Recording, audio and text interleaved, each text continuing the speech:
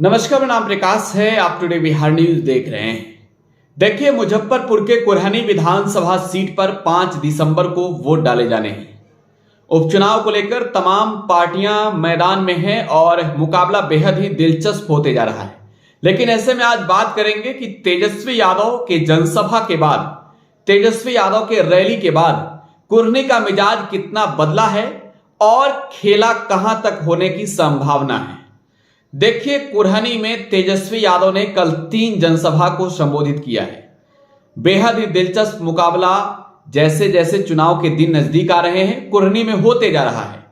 लड़ाई पहले बीजेपी के केदार गुप्ता और जेडीयू के मनोज कुशवाहा में था, लेकिन अब यह लड़ाई त्रिकोणीय हो गया है। मुकेश सहनी ने भूमिहार जाति से आने वाले नीलाभ शाही को इस भूमिहार बहुल इलाके से टिकट देकर चुनावी मैदान में उतार दिया। बेहद ही मुकाबला दिलचस्प है, इसमें कोई दो राय नहीं है। त्रिकोणीय लड़ाई है। तेजस्वी यादव की जनसभा के बाद, तेजस्वी यादव के रैली के बाद कितना माहौल बदला है, आज इसकी बात करने जा रहे हैं। देखिए, कुरहनी के बारे में तो आप जान रहे हैं, हर जाति के वोटरों की संख्या सही है। सही है का मतलब यह होता है कि ठीक ठाक है, लेकिन सबसे ज्यादा यहां वोटर भूमिहार और मल्लाह हैं जो निर्णायक भूमिका में है।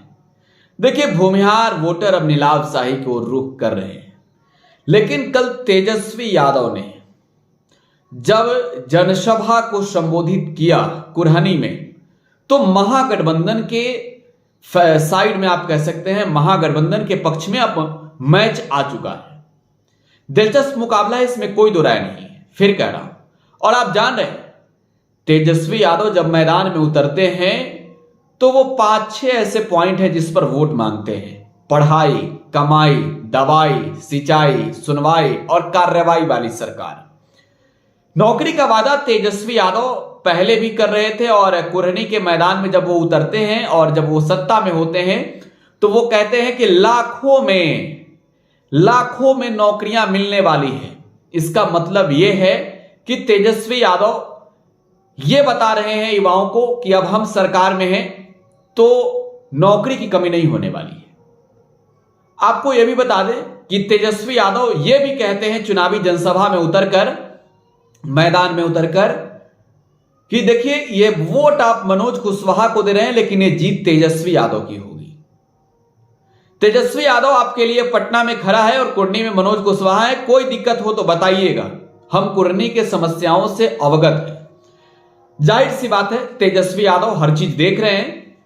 2020 के चुनाव जब हुए तो 2020 में यहां से आरजेडी के कैंडिडेट चुनाव जीते, अनिल साहनी, जिन पर घोटाले का आरोप लगा और उनकी विधायकी खत्म होने के बाद यहां उपचुनाव हो रहे हैं। तो तेजस्वी यादव ने जनता से जो वोट मांगा था, आप यह समझ लीजिए कि मल्लाह जाति के लोगों का एक तरफा वोट जो है वो तेजस्वी यादव के पक्ष में था। आपको यह भी जानना जरूरी है, 2020 में Mukesh Sahani, son of Mallah, VIP के नेता, बिहार सरकार के पूर्व मंत्री, तब वो भाजपा कैंडिडेट के पक्ष में थे। मुकेश सहनी को अपनी भी सीट गंवानी पड़ी थी, वो खुद हार गए थे।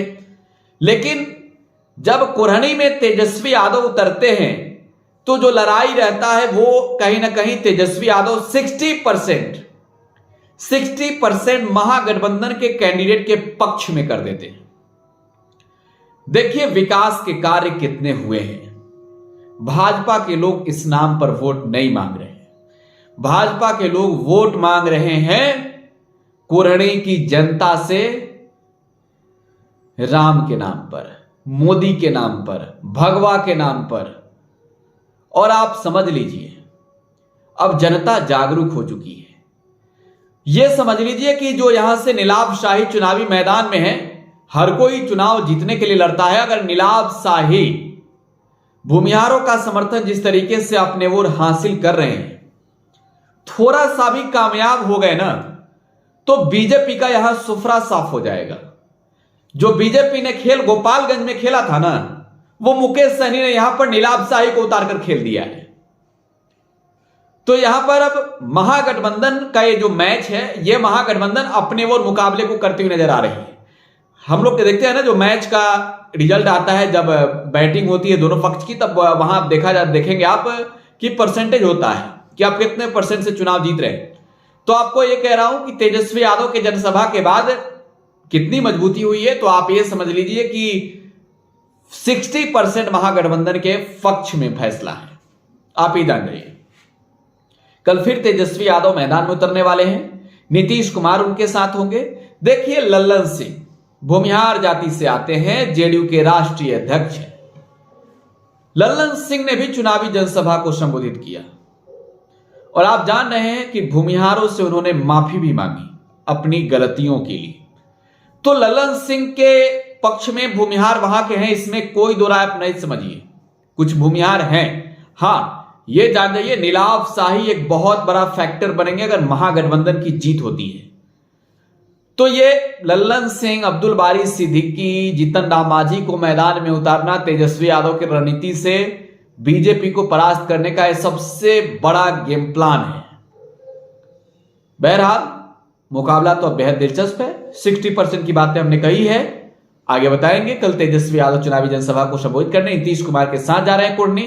देखते रहे क्या होता है। फिलहाल अपडेट बिहार न्यूज के साथ बने रहें। अगर यूट्यूब पर आप ये वीडियो देख रहे हैं तो हमारे चैनल को सब्सक्राइब कर लीजिए। अगर फेसबुक पर देख रहे हैं तो पेज को लाइक और फॉलो करना बिल्कुल ना भूलें। अगर नहीं किया आपने तो धन्यवाद।